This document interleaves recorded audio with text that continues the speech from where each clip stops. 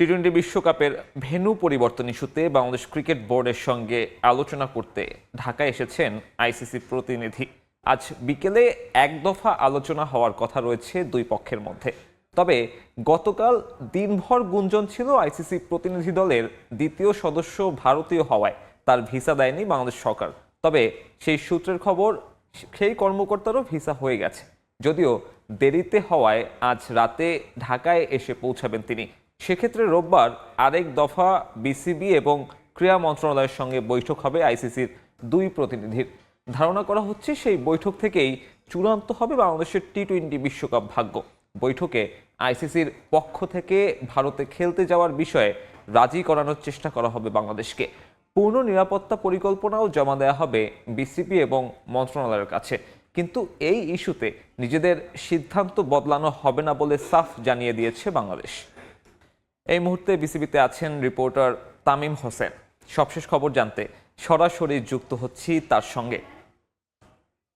আদৌ বাংলাদেশ বিশ্বকাপ খেলবে কিনা এই বিষয়গুলি নিয়েই কিন্তু আজকে আইসিসির যে প্রতিনিধি আছে তাদের সাথে কিন্তু আলোচনা করার কথা রয়েছে। আমরা যতটুকু জানতে পেরেছি বেলা 4টা নাগাদ তাদের সেই মিটিংটা হওয়ার কথা আছে। তবে এর আগে কিন্তু একটা জটিলতা তৈরি হয়েছিল যে একজন ভিসা পাননি, কিন্তু পরবর্তীতে তার ভিসাটা হয়ে গেছে। আমরা যতটুকু জানতে পেরেছি যে আজকে রাতে বা কালকে সকাল নাগাদ তিনি এসে পৌঁছবেন। তবে আজকেও কিন্তু একটা বিসিবির সঙ্গে তাদের মিটিং হবে এবং আগামীও কালকেও কিন্তু একটা মিটিং হওয়ার কথা আছে। তো আমরা যেমনটা বলেছিলাম যে শুরু থেকেই যে বাংলাদেশ তাদের বিশ্বকাপ শ্রীলঙ্কায় খেলার সিদ্ধান্তে অনড় আছে, তারা কোনো কিছুতেই ভারত যাবে না।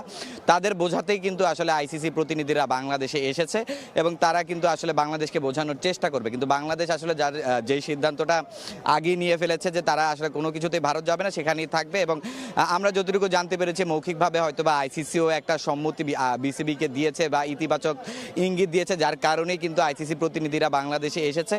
তবে এখনো সময় আছে, যে কোনো কিছু হতে পারে, কারণ আইসিসি কিন্তু শেষ পর্যন্ত আসলে বাংলাদেশকে বোঝানোর চেষ্টাটা করবে যে আসলে বাংলাদেশ যেন ভারতে গিয়েই বিশ্বকাপ খেলতে হয়। কিন্তু বাংলাদেশ যদি ভারত গিয়ে বিশ্বকাপ খেলতে হয় তাহলে কিন্তু বাংলাদেশের যেই নিরাপত্তা সংখ্যাটা আছে ওটা কিন্তু থেকেই যাবে। সেই জায়গা থেকে বাংলাদেশ কিন্তু তাদের সিদ্ধান্ত থেকে না সরার সম্ভাবনাই বেশি এবং সরবেই না, সেটাই বলা যায়। ইভেন গতকালকে যদি আমরা পরিচালক ইফতেখার মিঠুর সঙ্গে কথা বলেছিলাম, তিনিও একই কথা বলেছে যে আসলে বাংলাদেশ তাদের সেই সিদ্ধান্ত থেকে সরবে না।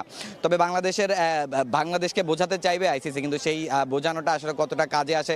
আর এছাড়া যদি বাংলাদেশকে অনেকেই ভারতীয় মিডিয়া এবং বিভিন্ন জায়গায় প্রোপাগান্ডা ছড়ানো হয়েছিল যে হয়তোবা বাংলাদেশকে বিশ্বকাপে এবার হয়তোবা সুযোগ দেওয়া হবে না বা বাংলাদেশের সিদ্ধান্ত মানা হবে না।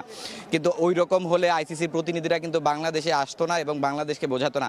বাংলাদেশকে তারা বিশ্বকাপে নিয়েই কিন্তু আসলে বাংলাদেশকে নিয়ে বিশ্বকাপটা তারা পরিকল্পনা করছে। এবং কারণ বাংলাদেশের যে ক্রিকেট ফ্যান বেস বা বাংলাদেশের ক্রিকেটটার যে ক্রেজটা, এই মার্কেটটা কিন্তু আইসিসি ছাড়তে চাইবে না কখনোই, কারণ বাংলাদেশের মানুষ ক্রিকেটটাকে অনেক বেশি ভালোবাসে। এর আগে যদি আমরা বিপিএল একটা অনাকাঙ্ক্ষিত ঘটনা ঘটেছিল, সেই ঘটনা কিন্তু একদিনের মধ্যেই সলভ হয়েছে। তো সে জায়গা থেকে বলা যায় যে আসলে আইসিসি বাংলাদেশের এই ক্রিকেট মার্কেটটাকে হাতছাড়া করতে চাইবে না এবং বাংলাদেশের যেই সিদ্ধান্ত তাদের সঙ্গে হয়তো বা আইসিসি একমত পোষণ করবে। তো মিরপুর থেকে বিসিবি এবং আইসিসির মিটিং নিয়ে এই ছিল আমার কাছে সর্বশেষ তথ্য। সহকর্মী তামিম হোসেন যুক্ত হয়েছিলেন, জানাচ্ছিলেন আইসিসির বাংলাদেশ সফর এবং বিসিবির সঙ্গে বিশ্বকাপ নিয়ে যে বৈঠক তার সবশেষ খবর।